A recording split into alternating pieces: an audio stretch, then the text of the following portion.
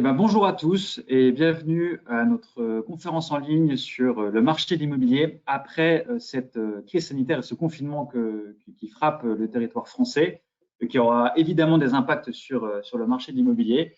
Vous êtes nombreux à suivre tous les mois le baromètre que nous éditons chez Meilleurs Agents. Au vu du caractère exceptionnel de la période que nous vivons, nous avons senti l'opportunité et l'envie de faire cette conférence en ligne pour vous apporter des clés, des éléments de réponse, des éléments en tout cas sur le marché de l'immobilier en ce moment et et nos différents scénarios quant à la reprise. Tout ça dans le but de vous prodiguer les meilleurs conseils pour que vous puissiez réussir votre projet immobilier. Alors, très rapidement, aujourd'hui, nous serons deux pour animer cette conférence parce que déjà, c'est quand même beaucoup plus sympa d'être à deux au lieu de parler tout seul devant son ordinateur. Donc, moi, je suis le directeur scientifique, je m'appelle Thomas, je suis le directeur scientifique de Meilleurs Agents. Et Amaury nous a fait l'amitié de participer à cette conférence avec nous. Amaury, vous êtes directeur de l'agence immobilière César et Brutus. Ouais. Bonjour à tous, merci de votre invitation. Je suis très content de participer et moi j'ai le plaisir, je me présente rapidement, je suis le directeur de César et Brutus, donc une agence qui est implantée à Lyon et Paris, qui travaille sur tout type de biens et très orientée à innovation et nouvelles technologies. Donc voilà, ce serait votre œil terrain du jour. Merci. Et les conseils d'Amaury seront extrêmement précieux justement pour discuter de la reprise et de comment se préparer au mieux à la reprise du marché et réussir son projet après cette période de confinement. Nous avons organisé cette conférence en deux grandes parties. La première, c'est surtout faire un état des lieux du marché en termes d'impact du confinement et de cette crise sanitaire sur le marché immobilier et quels vont être les impacts à court et moyen terme, à la fois sur les prix, à la fois sur les taux, etc. On va évoquer ces points-là assez rapidement. Et ensuite, on parlera des questions que vous vous posez on essaiera d'y répondre avec Amaury, avec le plus de manière le plus claire possible pour vous apporter les meilleurs conseils pour que vous puissiez réussir votre projet. Voilà, alors on va commencer rapidement sur le constat aujourd'hui du marché immobilier depuis le 17 mars, depuis le début de ce confinement, on a un marché immobilier qui est aujourd'hui complètement à l'arrêt. On dit qu'il est à l'arrêt parce que en fait, c'est 75% des promesses de vente signées depuis qui manquent sur un rythme, on va dire, beaucoup plus classique. Si on regarde, on devait faire en 2020 une année extrêmement dynamique comme les années précédentes, comme les exercices précédents, où on faisait environ 1 million de transactions. Aujourd'hui, on mesure par rapport au rythme normal que c'est 75% des promesses de vente qui manquent et qui ne sont pas signées. Si on ramène ça par rapport à une trajectoire, on va dire, un peu normale, où le printemps, on a l'habitude de dire en immobilier que c'est une période extrêmement dynamique, où il y a plus de transactions. Sur les mois de mars et avril, c'est 20% des transactions d'une année qui se font. Aujourd'hui, on est capable de dire qu'il manque déjà 120 000 transactions. C'est 120 000 transactions qui ne se sont pas faites avec le confinement. Donc ça, c'est évidemment un chiffre un peu moyen. Je crois qu'Amaury, vous avez poursuivi quand même une activité pendant ce confinement. Alors oui, encore une fois, nous on est sur deux secteurs bien définis, la région lyonnaise et la région parisienne, qui sont des secteurs où il y a une activité dense et dynamique tout au long de l'année. Nous, sur la période du confinement, on a réussi à signer 9 promesses, que ce soit sur des petits ou des grands appartements, et ça représente 56% de notre activité. Presque 50, on est un peu plus de 50%, et donc je considère qu'on a de la chance, on avait des acquéreurs sérieux qui n'ont pas abandonné leur projet. On a même vendu un immeuble à un investisseur. Et ça, je crois que c'est vraiment important. Ça s'est signé vendredi dernier. C'est un immeuble avec un produit rendement, c'est de garder sur le long terme. Et ça montre que l'investissement dans la pierre aujourd'hui est toujours apprécié. En tout cas, ça nous conforte dans celui-ci et dans la vision du marché. Et puis, on a réussi à faire 10 réitérations. C'est-à-dire qu'on a passé 10 actes chez les notaires. Et sur cette période de confinement, ça représente là 60% de notre activité. Donc, sur Lyon et Paris, je dirais qu'on s'en sort plutôt bien compte tenu du contexte lié au confinement qui est très particulier. Donc, il doit y avoir des gros Effectivement. écarts. Et ce corollaire et les écarts, on va en parler, Amaury, notamment sur le prix. Mais effectivement, ce ralentissement assez fort du nombre de transactions, il se ressent également dans les annonces et c'est vraiment le corollaire. Aujourd'hui, on mesure que par rapport, on va dire, à un rythme normal, encore une fois, du printemps où il y a énormément de transactions qui se passent, aujourd'hui, on mesure qu'il manque 66% des annonces, de nouvelles annonces de mise en vente par rapport à un rythme habituel. Donc, encore une fois, là, c'est vraiment des chiffres qui témoignent d'un marché qui est compliqué, qui est à l'arrêt, en pause, et qui demande qu'à redémarrer après le confinement. Donc, une question qui vient assez naturellement, en fait, quand on parle de ce moment, qui est quand même assez particulier. On était sur une période sur le marché ces dernières années qui était extrêmement dynamique, avec des prix qui étaient orientés à la hausse sur l'ensemble du territoire français. Alors, évidemment, avec des différences, mais d'une manière générale, les prix étaient orientés à la hausse. La première question qui est assez naturelle, c'est comment est-ce que tout ça va évoluer. Alors, la bonne nouvelle, et Amaury, vous l'avez un peu abordé, c'est qu'aujourd'hui, les Français continuent de se projeter. Un chiffre que l'on a pu faire d'un récent sondage est que 90% des vendeurs et des acheteurs reprennent leur projet immobilier.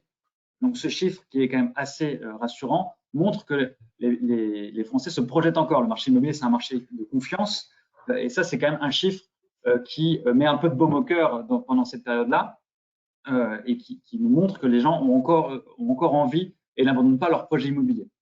Par contre,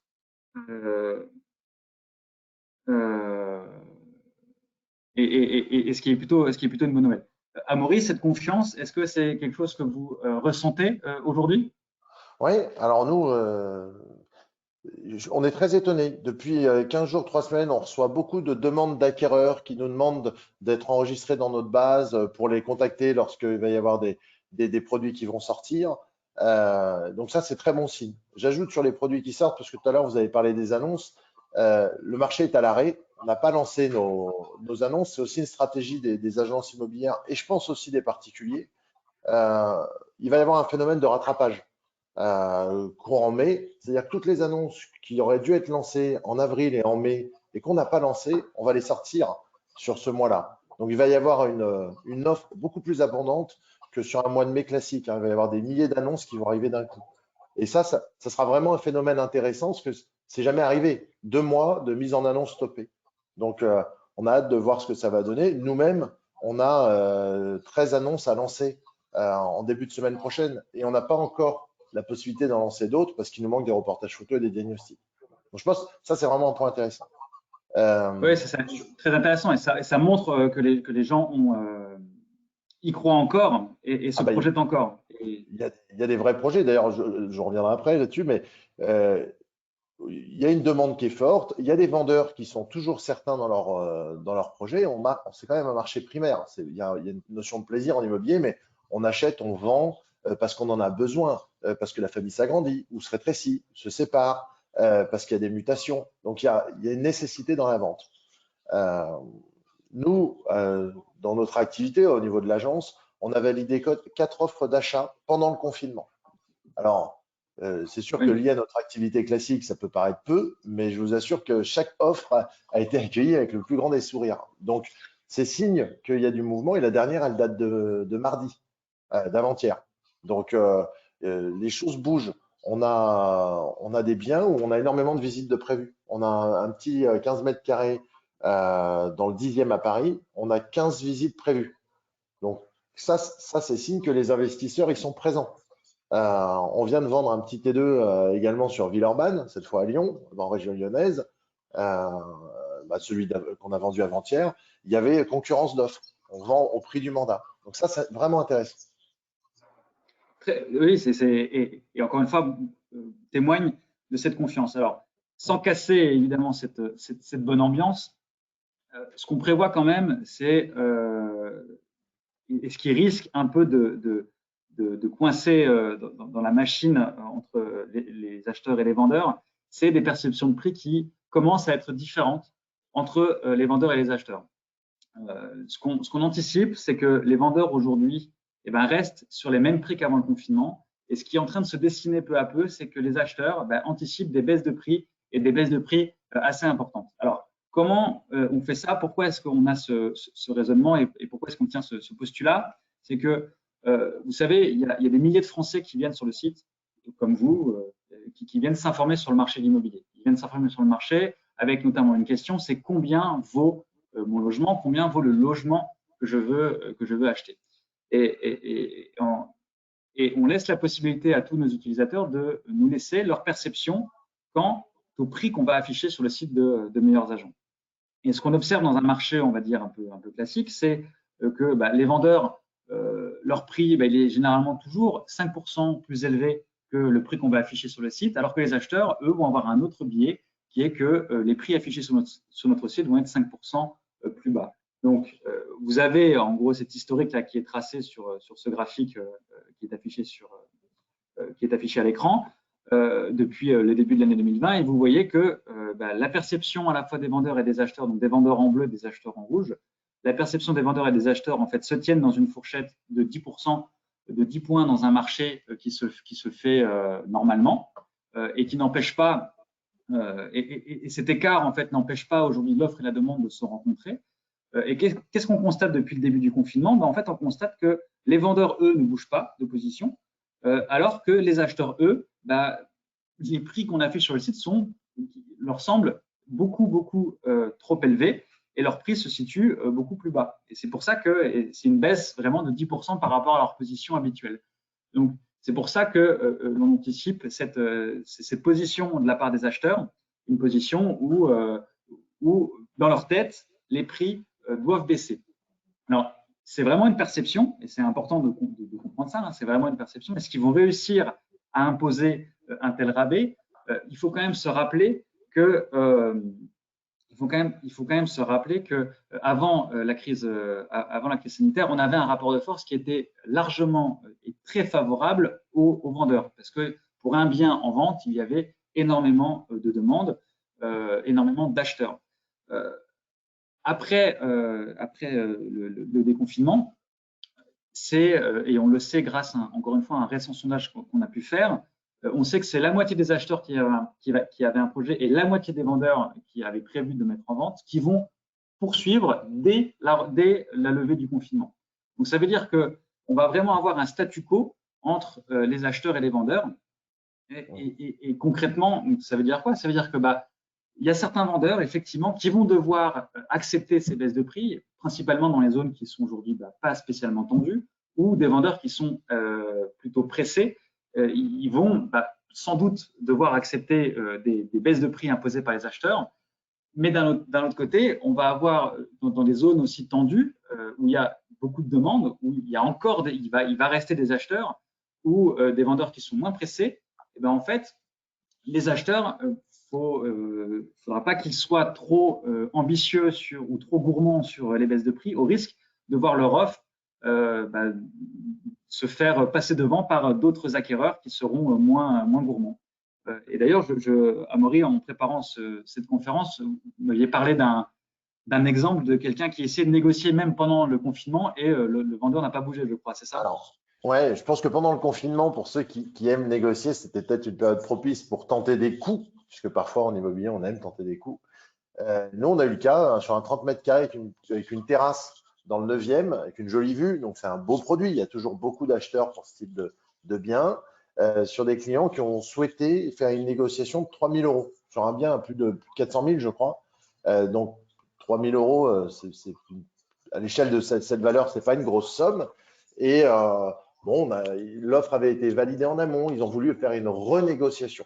On a contacté le vendeur pour lui faire part de cette nouvelle position qui est toujours délicate à gérer en tant qu'agence parce que on revient un peu sur la parole donnée, donc le lien de confiance peut se rompre. Là, finalement, ça n'a pas été très délicat, ni compliqué à gérer. Le vendeur nous a répondu quasiment dans la minute. Aucune problématique. vous pouvez préciser à notre acquéreur que je peux annuler notre accord et remettre en vente dès demain. Vous aviez beaucoup d'acquéreurs en stock, on continue. Je ne suis pas pressé. Et ça veut dire quoi? Ça veut dire qu'il a conscience qu'il a un bien qui était au bon prix et qu'il a. Ça, c'est hyper important hein, dans toute cette analyse. Si on vend au bon prix, il y aura toujours des acquéreurs. C'est plutôt, moi, je vois les moins 10%, il y a une espérance qui est forte aussi là-dedans, puis on est en plein confinement, donc votre courbe, elle baisse très vite d'un coup, elle peut aussi remonter plus vite. Euh, donc, à voir. La courbe, c'est vraiment une perception. Encore une fois, Ouais. le chiffre de 10% en immobilier, c'est un chiffre qui est, en termes de baisse, qui est extrêmement important. La réalité, c'est que même si on compare à 2008, même si je n'aime pas forcément cette comparaison, car je la trouve un peu hasardeuse, parce qu'on n'est pas dans la même situation, 2008, les prix à Paris avaient baissé de 7%. Et sur l'ensemble du territoire, c'était un peu moins de 10%. Donc, c'est vraiment un chiffre qui est conséquent. Donc, Ouais, qui est important. Mais c'était une c'est crise vraiment pas immobilière. sûr. Tout à fait. Ouais, Tout à fait. c'est un peu différent. Donc, Excusez-moi, je vous coupe. allez-y, Amaury. Ouais. Juste, j'ai un exemple qui me vient en tête aussi en échangeant avec vous. On devait mettre en vente, nous, un immeuble sur le mois de mars. Évidemment, avec le confinement, ça a été un peu décalé. Puis j'ai rappelé mon propriétaire en avril pour savoir si je pouvais le lancer en mai. Donc, c'est dédié à un investissement au niveau des acquéreurs. Et le propriétaire m'a dit non, on vend plus. Je lui ai dit, ah bah, enfin, nous, on est toujours un petit peu déçus parce que c'est long pour sortir ce genre de produit. Et ils ne vendent pas. Pourquoi? Parce qu'il me dit, si je vends le produit de ma vente, je ne sais pas où le réemployer. J'ai de l'argent en bourse, il y a eu des forts mouvements et aujourd'hui, c'est compliqué de placer et de sécuriser ses fonds. Donc, mon immobilier, aujourd'hui, je sais ce qu'il vaut, je sais ce qu'il a et je ne m'interdis pas qu'il monte. Donc, c'est aussi intéressant de voir cette perception. Certains se disent, dans un marché un peu chamboulé, l'immobilier incarne une robustesse presque, pas à toute épreuve, mais il n'y a pas de telle amplitude de mouvement, quoi. C'est évidemment moins volatile, effectivement, que la bourse. Fort heureusement. Ouais, Mais tant mieux pour nous. il n'empêche que ce fossé entre la perception des acheteurs et la perception des vendeurs quant au prix va amener, et ça, il faut l'avoir en tête, après ce confinement, ça va amener des négociations qui vont être quand même un peu plus dures et un peu plus âpres que des choses qu'on a pu connaître ces dernières années, et des délais de vente qui vont être un peu plus longs. Ça devrait amener d'une manière générale sur l'ensemble de l'année 2020 des baisses de prix qui seront quand même plutôt modérées, mais surtout une baisse assez significative du volume de transactions, on l'a vu. On devrait finir l'exercice 2020 avec un chiffre autour de 700 000 ou 800 000 transactions dans l'ancien. C'est 200 à 300 000 transactions en moins par rapport aux exercices précédents. C'est quand même une baisse assez significative. Donc, ça, c'est vraiment l'impact, on va dire, macro, global sur le marché.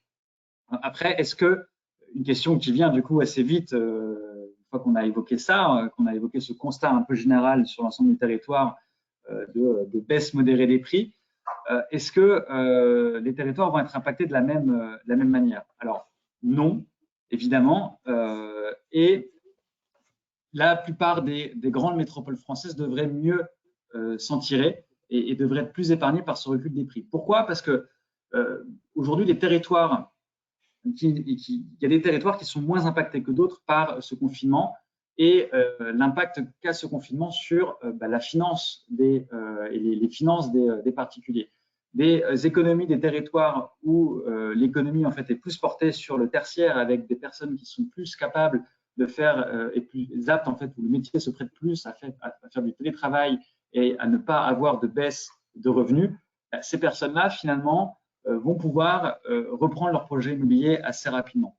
Il y a d'autres villes, d'autres territoires où effectivement c'est plus compliqué, où l'économie porte plus sur des métiers industriels qui sont plus impactés par la crise, ou des territoires où en fait c'est plus porté par des commerçants, des chefs d'entreprise, même de petites entreprises, etc.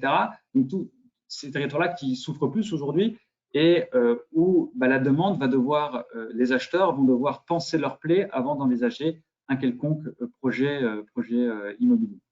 Donc donc la plupart des grandes métropoles françaises devraient être plus épargnées. Après, même au sein des métropoles, des grandes métropoles françaises, il devrait y avoir aussi des différences. Je pense beaucoup en ce moment à une ville comme Toulouse.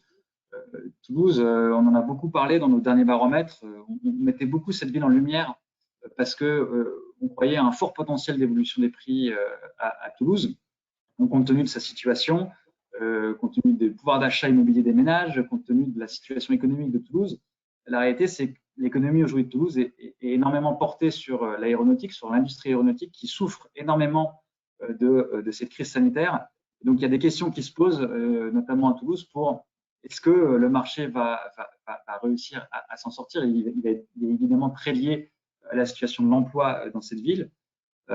Mais ça va être une situation qu'il va falloir regarder. Et dans chacun des territoires, la situation de chacun des territoires va être liée à la manière dont l'économie du territoire arrive à repartir correctement ou pas. Voilà. Et ensuite, en termes de différence, il y a aussi beaucoup de questions qui se posent aujourd'hui, notamment avec le télétravail. Et est-ce que on peut voir de nouvelles pratiques, de nouvelles demandes qui vont se créer, notamment avec moins de pression dans les grandes villes, puisque en fait, on a prouvé que là, sur les 2 derniers mois, on savait travailler à distance. On n'était pas obligé d'être tous agglutinés dans le métro, dans le tram ou dans les transports en commun pour aller travailler au centre de Paris, au centre de Lyon, au centre de Nantes, etc. Est-ce que cette demande-là, est-ce qu'on va avoir plus de demandes pour des coins un peu plus isolés, à la campagne, pour des maisons avec un jardin? Amaury, vous en pensez quoi de ça? Alors, oui, on a beaucoup travaillé en télétravail là, pendant ces 2 mois. Faut pas oublier qu'il y a 12 millions de personnes qui sont au chômage partiel. Donc, tous ceux qui ont travaillé en télétravail, dont je fais partie, dont vous faites partie, on a quand même eu un volume d'activité qui était beaucoup plus réduit et qui était plus lent, qui est différent. Donc, c'est pas du télétravail comme quand on est en période d'activité dense. C'est pas le même. Je pense que c'est compliqué de se projeter par rapport à ce télétravail-là sur les mois à venir. Moi, dans mon entreprise, le télétravail, on le fait, on s'adapte, mais on ne pourra pas le généraliser tout le temps pour des questions d'ordre pratique. Et puis parce que on avait une activité réduite, là, cette semaine, on déborde de boulot. Franchement, il y a tellement de choses à gérer que tout le monde commence à revenir au bureau. Je permets le télétravail, mais parfois, nécessité fait loi. Sur les usages, oui, la maison, le jardin, la terrasse, je lis beaucoup de choses intéressantes là-dessus. Bon, d'abord, la première chose, c'est que j'ai jamais eu de contact qui m'ont appelé en disant, moi, je cherche un appartement sans terrasse, sans jardin, sans extérieur. Ça, on fait comme on peut, mais c'est toujours un plus, ça a toujours été demandé. Donc, je pense que ces choses-là en centre-ville ou en ville, c'était déjà très, très demandé et ça sera encore plus demandé, donc peut-être même encore plus cher, parce que les gens se sont rendus compte de l'importance d'avoir même un petit bout de terrasse pour pouvoir mettre le nez dehors. Et puis sur la partie maison à la campagne, je suis assez dubitatif parce que moi, je suis lyonnais, on a cette activité aussi à Paris. Pour rentrer dans Lyon en temps normal, quand vous êtes à la campagne, le matin, pour aller au boulot, vous mettez 1 heure. Quand vous êtes à Paris, si vous êtes en voiture, vous mettez 1 heure et demie. Sinon, vous prenez le TER. Je ne suis pas persuadé que les gens qui ont la chance d'habiter en centre-ville dans des conditions agréables soient prêts à faire ces trajets tous les jours, aller et retour. Donc non, je suis pas persuadé qu'on va avoir une explosion de demande à la campagne. En zone proche, en zone périurbaine, oui, mais les zones périurbaines, les zones proches avec des extérieurs et des jardins à Lyon ou à Paris, c'est super, mais c'est des budgets qui sont quand même beaucoup plus importants qu'un appartement classique. Ok, très clair. Merci, merci Amaury. Et dernière question du coup avant d'aborder la partie conseil, une question autour des taux. Est-ce que les taux vont-ils augmenter? Parce qu'on sait aujourd'hui, un des moteurs du marché de l'immobilier ces dernières années, c'est vraiment ces crédits, ces taux de crédit qui ont affolé les records chaque mois et qui ont poussé les Français à vraiment rentrer sur le marché. Est-ce qu'il va y avoir un changement en termes de taux? Alors, je vais déjà mettre fin à un faux débat avant d'aller plus loin, parce qu'on lit beaucoup de choses aujourd'hui sur une remontée des taux.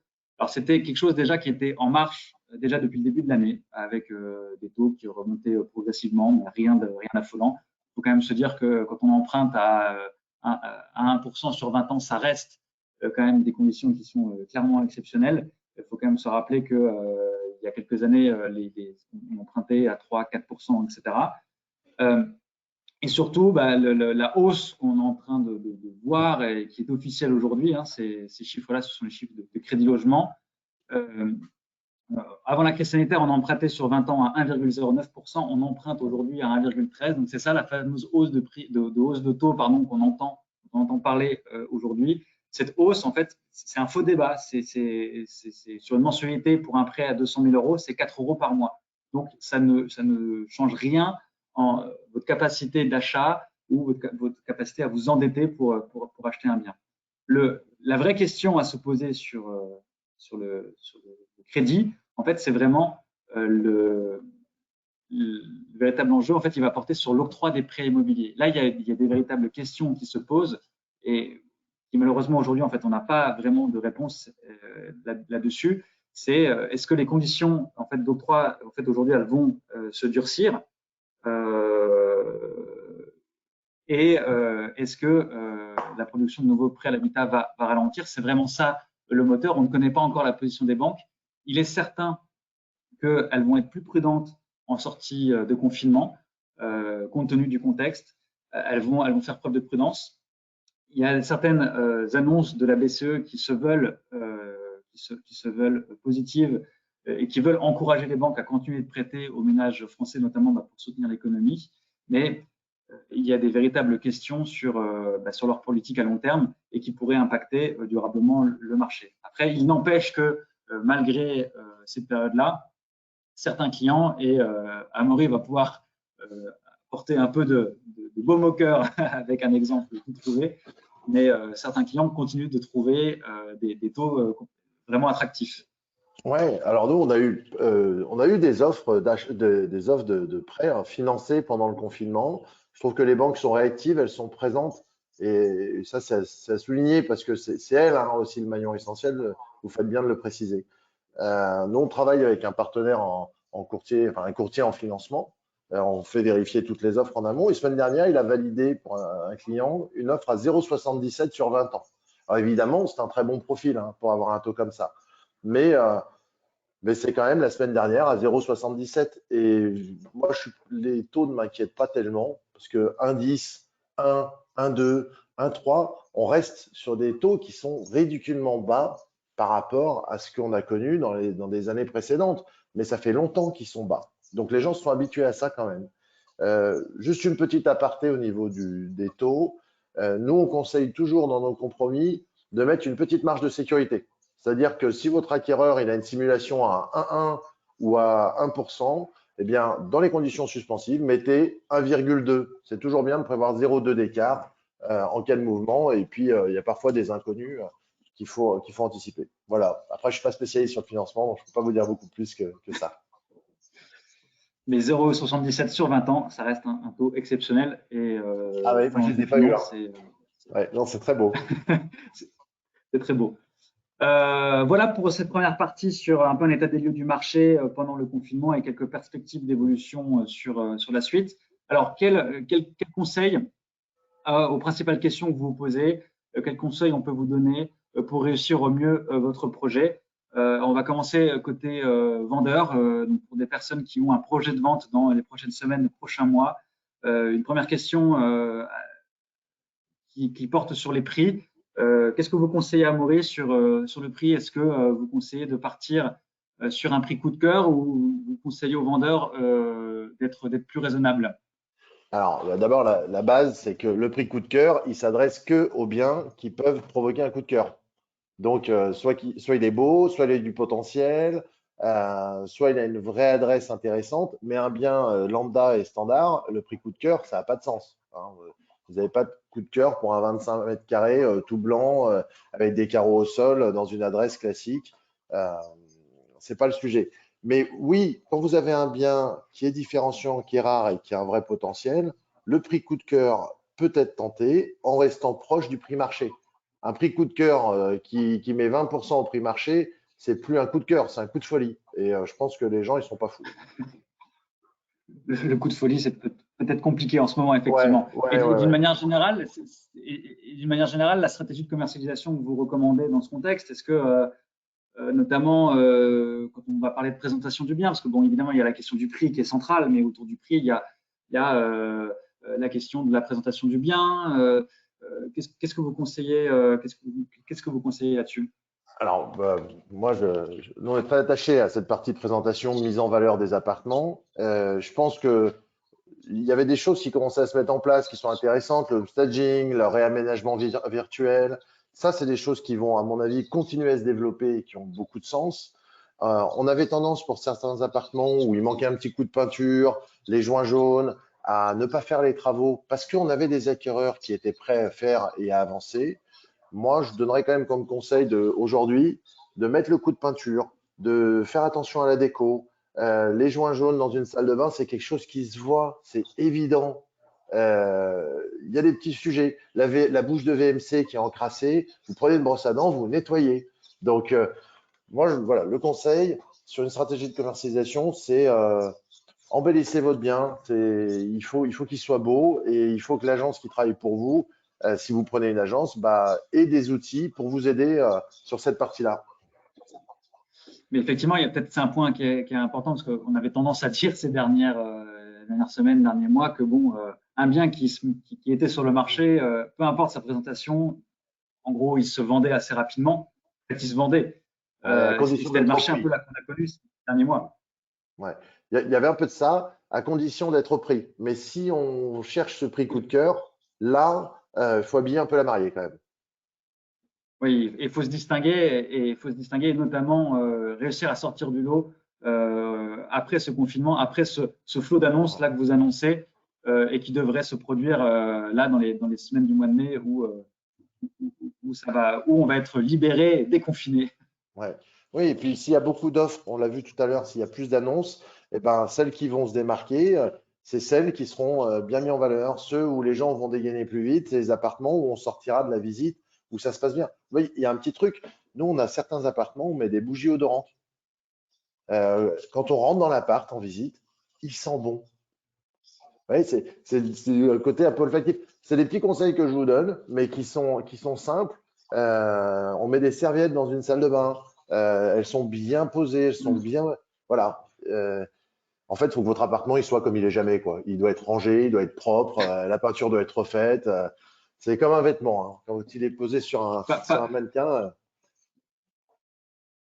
pas comme il est pendant le confinement, effectivement. Où on se laisse Ouais, plus ouais, aller. Bref, exactement. Là, faut avant de ranger, parler là. de. Je ne Ouais, montrerai pas mon appartement en ce moment. ouais, Une question assez simple, finalement. Est-ce que vous conseillez de mettre en vente maintenant, enfin, en gros, dès la sortie du confinement, ou d'attendre un peu, ou même d'attendre quelques mois, etc. Qu'est-ce que vous conseillez? ah, c'est une question simple, mais c'est une réponse compliquée.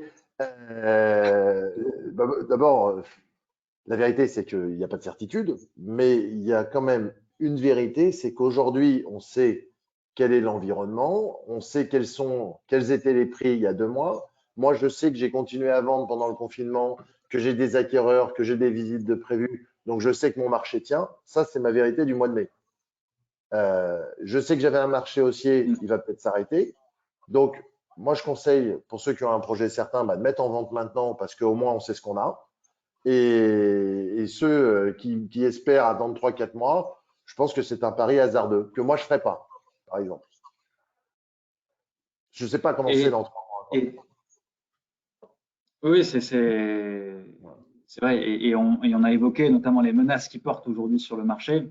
Et effectivement, les réponses qu'on aura autour des questions sur l'emploi ou sur le crédit, on les aura en fait plus tard. Bien sûr. Puis là, on a des taux qui Et sont bons effectivement. encore, faut en profiter. Peut-être qu'ils vont remonter dans 6 mois, mais dans 6 mois, on fera une autre conférence, on verra. Mais là, on sait Allez, quels avec sont les plaisir. prix, on sait qu'il y a des acquéreurs. Nous, c'est une réalité, quoi. On a signé des mandats de vente, on a signé 4 lundis, on a signé des offres d'achat, on a des annonces à lancer, on a des acquéreurs qui veulent visiter. Bah, le marché, il est à l'arrêt, il n'est absolument pas mort. Et dernière question, côté vendeur, on a évoqué pas mal de fois l'impact des banques.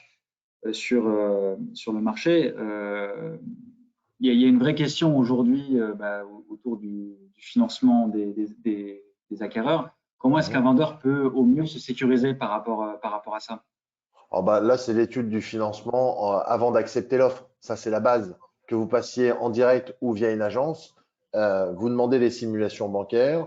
Soit c'est votre agence qui fait ce travail-là et puis elle va demander une étude du financement auprès de son courtier en financement. Ça, mais ça doit se faire en amont de la présentation de l'offre et en amont même de la validation, hein. Évidemment, on ne regarde pas le financement après. Donc, mon premier conseil, c'est Est-ce qu'il y a des regarder choses le à faire? financement Est-ce avant. qu'il y a des choses à faire? Excusez-moi, Maurice, je vous coupe. Est-ce qu'il y a des choses à faire de manière plus poussée, approfondie, compte tenu du contexte, Alors, par rapport à d'habitude? moi, j'ai lu des choses qui me paraissent parfois aberrantes sur Internet. Vous demandez les fiches de paye, vous demandez non, mais vous n'êtes pas banquier, vous n'êtes pas courtier en financement. Donc, vous demandez la simulation. S'il a une simulation de sa banque, c'est que la banque a les infos. Vous la transmettez à votre conseiller bancaire si vous voulez avoir un retour, parce que celui-ci est à même de vous répondre. Vous voyez avec votre courtier.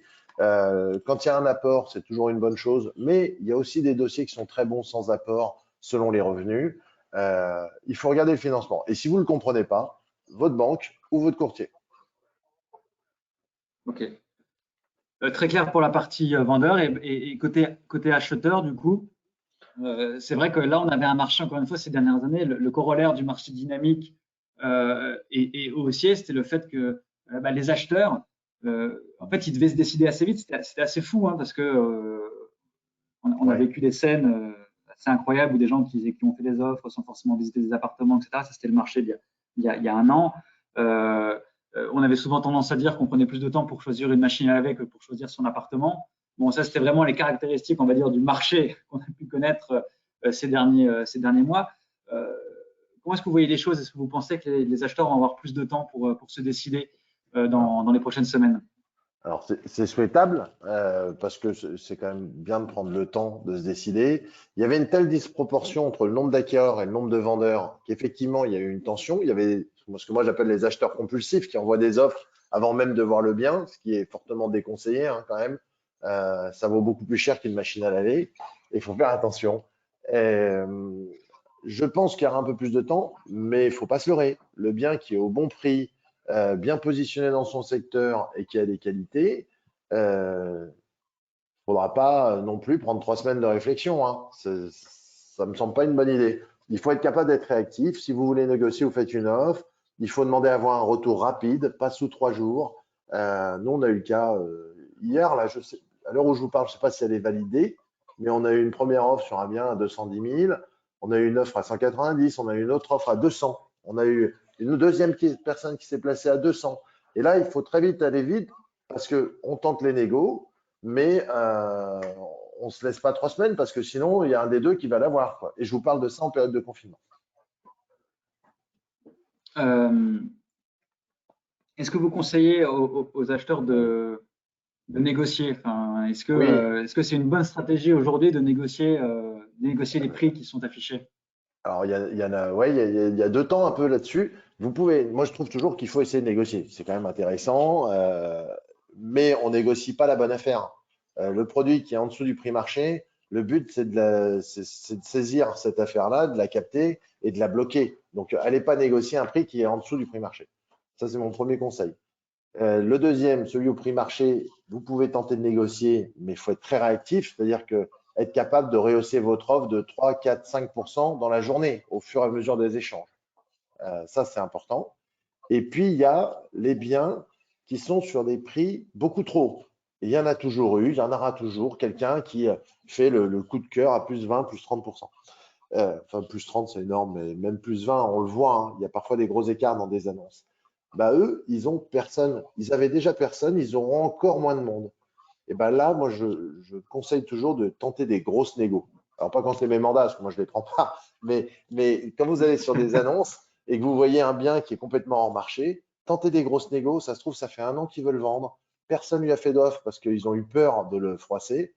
Et puis, moi, j'ai vu des cas où le vendeur, de guerre lasse, il a accepté une offre. Et au final, souvent, ces vendeurs-là qui ont voulu toucher le pactole sans beaucoup réfléchir à leur stratégie, ils vendent moins cher que le prix marché Oui, parce bien qu'ils ont sûr. trop abîmé leurs produits. qui peut être un bon produit, hein. C'est juste que la stratégie est complètement out depuis le début. Donc, on peut en profiter. Il ne faut pas hésiter à faire des offres basses. Ça, et sur les produits moches. Et dernière question côté acheteur et alors c'est plutôt acheteur et vendeur parce que on va dire, c'est les dossiers, les projets qui sont évidemment les plus stressants et les plus compliqués. C'est ce qu'on appelle techniquement les ventes en cascade, Ouais. et particulièrement pour les ménages, pour les Français qui doivent vendre leurs biens avant d'acheter. Il y a toujours des discussions, en fait. Moi, j'ai toujours des discussions, des questions qu'on me pose. Est-ce qu'il faut acheter avant de vendre? Est-ce qu'il faut vendre avant d'acheter? Il y a toujours cette question du pré-relais qui fait toujours un peu peur. Ouais. Qu'est-ce que vous conseillez dans ce contexte qui va être évidemment un peu particulier dans les prochaines semaines? Alors là, c'est vraiment du cas par cas, parce qu'il n'y a pas de réponse toute faite. Mais je vais essayer de nous en faire une quand même. Euh, Lorsque vous voulez acheter un nouveau bien, mon conseil serait de mettre en vente le vôtre en anticipant sur un délai de vente long. C'est-à-dire que de mener les deux projets de front. Je vends et je cherche. Si j'ai un acquéreur sur mon appartement ou ma maison, dès le départ, je précise que je veux 5 mois ou 6 mois avant la remise des clés, dans le délai du compromis ou de la promesse. Ça vous permet de trouver en ayant un temps suffisamment long et pas le couteau sur la gorge. Ça, c'est important. Après, si vous avez un bien extrêmement liquide qui se vend très bien au prix du marché parce qu'il est dans un secteur premium ou parce qu'il a des qualités rares, le pré-relais est envisageable parce que vous êtes sur des montants de 75% de la valeur. Donc, on a une sécurité dessus. Mais moi, j'aime bien les ventes avec des délais de réitération longs et qui permettent à chacun de prendre le temps. Voilà. Et très clair, Amaury. Je crois qu'on arrive à la fin effectivement de notre webinaire et de notre conférence en ligne sur l'immobilier après ce confinement et après cette crise sanitaire que la France connaît. Vous l'aurez compris, c'est un marché évidemment qui va être compliqué, où il y a toujours des incertitudes qui menacent cette reprise. Le meilleur conseil que l'on peut vous donner, que l'on peut vous donner en conclusion, c'est évidemment de bien préparer votre projet immobilier, de bien s'informer avant de se lancer et de faire appel à de bons et de très bons professionnels qui peuvent vous aider évidemment à réussir correctement votre projet immobilier dans ce contexte. Il y a des très bons professionnels comme Amaury qui peuvent vous guider. Amaury, merci beaucoup pour votre participation à cette conférence. Je pense que vous avez apporté énormément d'éléments éclairants et qui permettent aux acheteurs et aux vendeurs de se projeter et de les guider dans cette période qui arrive. Bah, écoutez, merci à vous. C'est une initiative que j'ai beaucoup appréciée, puis je pense que c'est utile. Donc, merci. Vous pouvez retrouver l'ensemble de notre analyse sur le blog de Meilleurs Agents à l'adresse sur le blog Wikimo. Et en fermant la fenêtre de cette conférence, il y a un petit questionnaire qui va s'afficher. Nous serions très heureux que vous puissiez y répondre évidemment pour qu'on puisse s'améliorer pour les prochaines fois. Voilà, on vous remercie et on vous souhaite une excellente fin de journée et un bon déconfinement. Prenez soin de vous. À bientôt. Merci. Au revoir. Au revoir.